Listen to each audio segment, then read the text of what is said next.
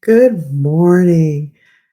This is Dr. Wilhelmina, and I am back to talk about something that will relate to your wellness, and it's more of a mental thing. So, we're going to talk a little bit about that, but I also sometimes bring reviews on skincare and makeup products. But today we are talking about a specific subject, and it's your fashion, and other people's unwanted comments, advice about what you're wearing or how you do your fashion. So, or more like accessorize or what you're wearing and your colors and so on. So, let's talk about that. So, sometimes you get comments from people that you really didn't ask for and don't give 2 cents about. So, let's talk about ways we can respond to those that might work for us. So, hopefully, you get something from this podcast that will help you. And that's why I'm here to help. So, um, I'll give you a little backstory. So, a coworker gave me advice on a dress. There's a dress I'm wearing to a ball, and I love it. It's just beautiful. It's silver. And I had some other ideas dealing with hair that would, work well with the dress. But anyway, I haven't really told a lot of people about that. But anyway, so uh, I feel like I am a fashion leader. I do things that aren't typical. I wear things that, are different. And uh, most people aren't wearing what I'm wearing or accessorizing the way I am. And, I am a retired fashion model.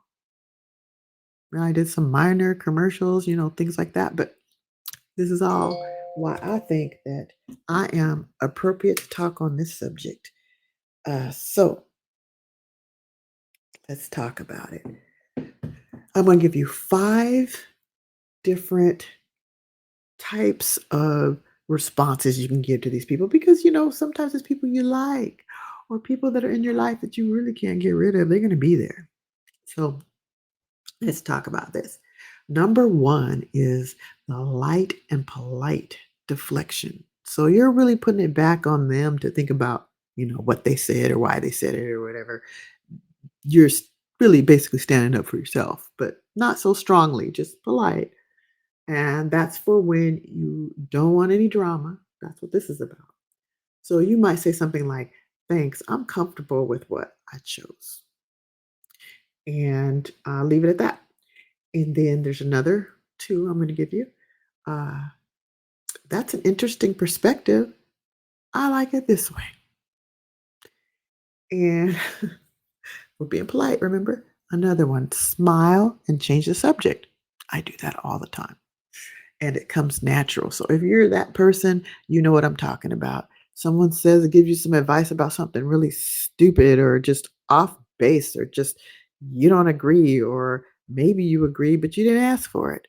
And you just kind of change the subject. Oh, look at that mirror. It's so cute. Where did you get that mirror? Or, oh, look at your husband. I like the way he's dressed in that picture.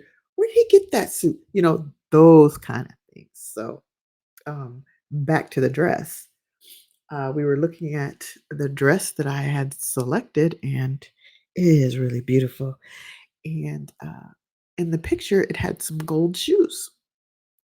And the person to me says, "Oh, but don't put it with gold." Uh, it's funny because that's exactly what I did. I mix gold and silver all the time, and I have gold shoes now for that dress, and I have jewelry that is gold and silver, pretty expensive too. I bought a long time ago, but I just didn't have the right occasion to wear them, so I'll be wearing these earrings that are gold and silver. Beautiful. But anyway, I'm saying, you don't have to just accept what they say. These are the things you can say. Number 2 is the confident boundary setting, setting the boundary. And this is for people that keep commenting. They don't get the hint. Uh, you could say, I appreciate your input, but I like making my own style choices. And one thing about that is I like making my own style choices. When I put stuff together, it's intentional. I think about what I'm wearing. And I have a lot of people I have followed in their fashion sense since growing up. One of them is my friend Sharon. She's very fashionable, has always been. My friend Melinda, same thing, different style, but very fashionable. And her daughter is amazing. She is the creative fashion and art person. And, I've taken some tips from things I've seen with her clothing line and just her whole artsy self. But anyway, my child is also very creative and has always been ever since they were whew, young, when they didn't have to wear what I told them to wear. They were doing their own thing, picking out their own clothes. So I've taken a lot from my child also. But anyway, another confident boundary setting, you could say, I feel good about this. And that's what matters to me, meaning butt out. I'm not thinking about what matters to you. I'm thinking about what matters to me, right? So that's another one.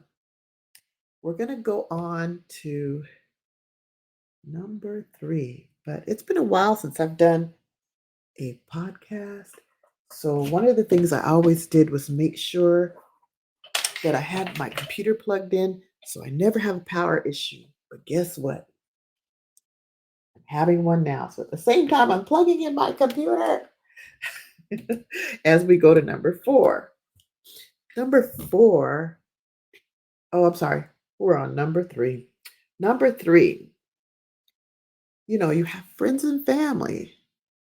And this is for the people who mean well, but they overstep. So we're going to talk about humor as amour, which is love. So plugging this computer in at the same time, you might hear me shift a little bit. I got to plug it in. Come on. Okay, so uh, giving humor as amour, as love. Let's say, you could say, fashion police, sorry, fashion police are everywhere these days, huh? And another one is, good thing I'm not on the runway.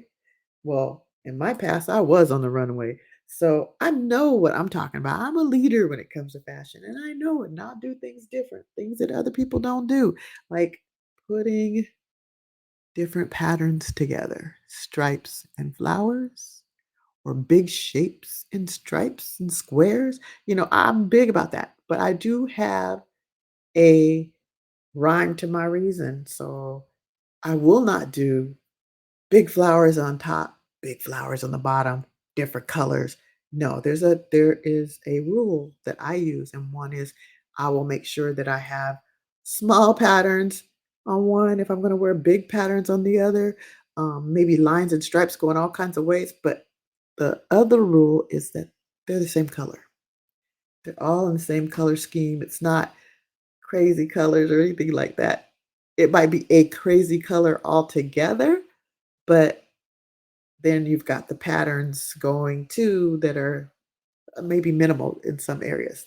I just don't go crazy with it. But I don't know if y'all remember, but there was a lady that had white hair. Her hair was short.